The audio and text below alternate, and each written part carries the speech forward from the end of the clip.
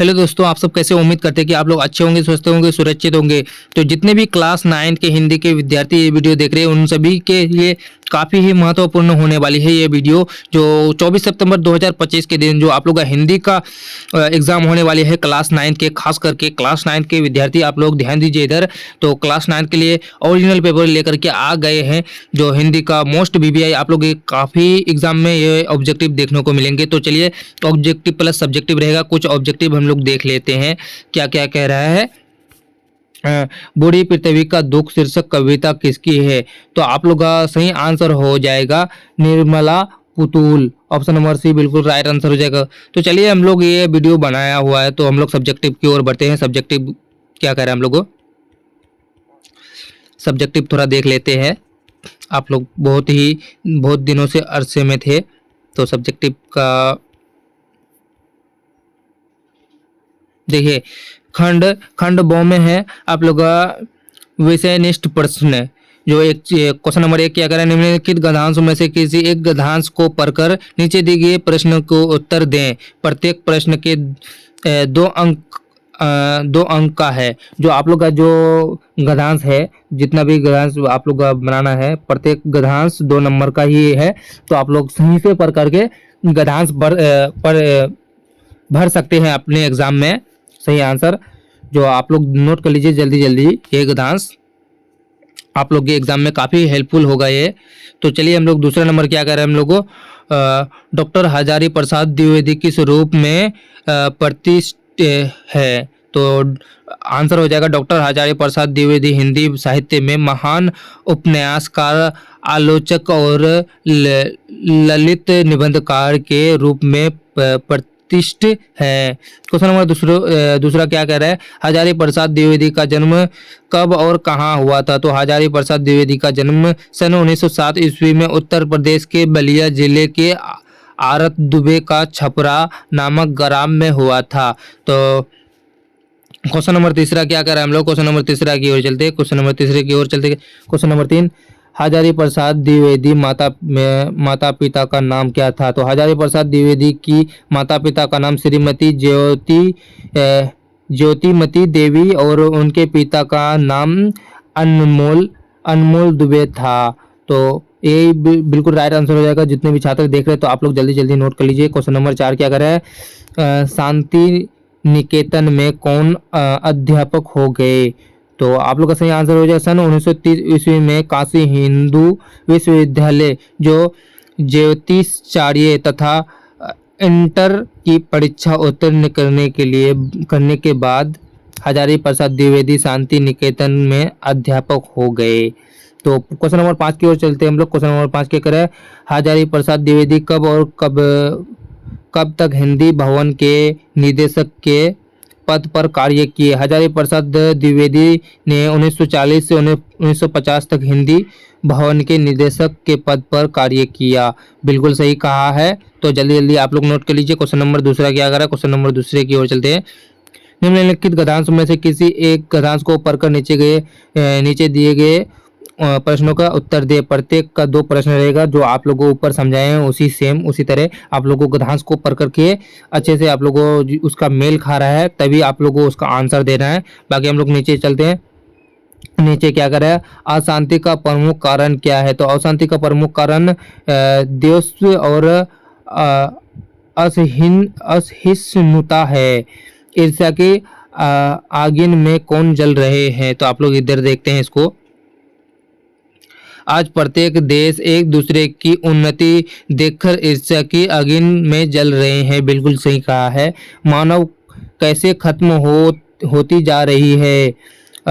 आयुधों की होड़ में मानवता खत्म हो जा रही है। बिल्कुल सही बात है। क्वेश्चन नंबर 4 क्या कह रहा है, अहिंसा किसकी कल्पना की जा सकती है? अहिंसा से शांति की कल्पना की जा सकती है। बिल्कुल सही बात है। क्वेश्चन नंबर 5 क्या कर रहा है, वर्तमान में किसकी अवधारणा अत्यंत आवश्यक है? वर्तमान में वसुधैव कुटुम्बकम की अवधारणा अत्यंत आवश्यक है। बिल्कुल सही बात है। क्वेश्चन नंबर 3 की ओर चलते। क्वेश्चन नंबर 3 क्या कह रहा है, जल्दी जल्दी आप लोग नोट कर लीजिए। निम्नलिखित में से किसी एक विषय पर लगभग 200 से 250 शब्दों में निबंध लिखे। परोपकार आप लोग को लिखना है, परोपकार लिखना है लगभग 250 जितना भी आ रहा है आप लोगों को पूरा पत्ता फुल कर देना है कॉपी। तो क्वेश्चन नंबर 4 की ओर चलते हैं। परोपकार थोड़ा अच्छी तरह से आप लोग देख लीजिए।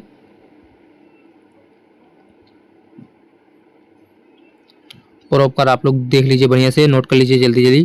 क्वेश्चन नंबर 4 की ओर चलते हैं। आप लोगों को यहाँ पत्र के बारे में बोला है, अपने परिवार के साथ किए गए किसी दर्शनीय स्थल की यात्रा का वर्णन करते हुए मित्र के पास पत्र लिखे। जो अपने मित्र को पत्र लिखना है।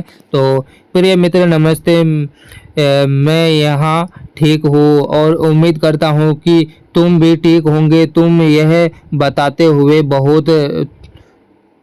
बताते हुए बहुत खुशी हो रही है कि हाल ही में हम सब परिवार के साथ शिमला की यात्रा पर गए थे। यह यात्रा मेरे लिए बहुत ही यादगार रही।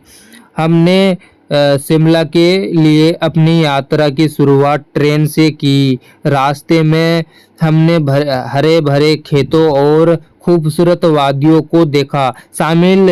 शिमला पहुंचने के बाद हमने एक होटल में चेक इन किया। अगले दिन हमने शिमला के मुख्य दर्शनीय स्थल जैसे माल रोड, जाखू मंदिर और कुफरी की यात्रा की। जाखू मंदिर और हनुमान जी की एक बहुत बड़ी प्रतिमा है जिसे देखकर मैं बहुत प्रभावित हुआ।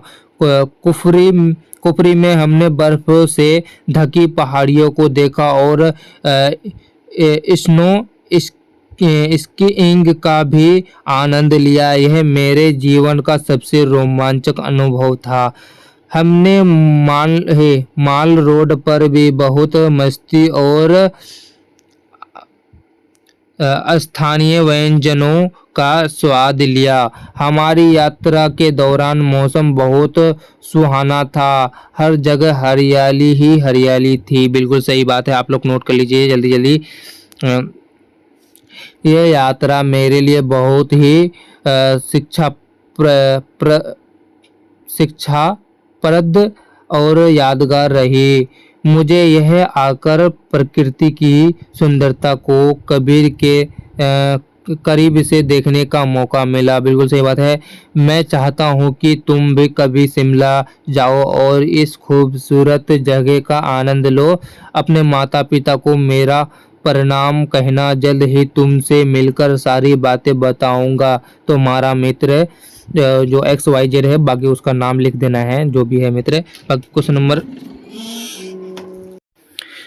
नंबर 5 क्या करें हम लोग। क्वेश्चन नंबर 5 की ओर बढ़ते हैं।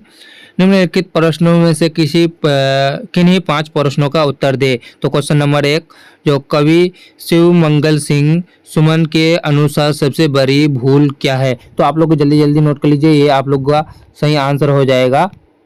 क्वेश्चन नंबर 6 उसी तरह है, तो आप लोग जल्दी जल्दी नोट कर लीजिए। वीडियो काफ़ी ही लंबा बन रहा है तो इसीलिए जल्दी जल्दी खत्म कर रहे हैं इसको।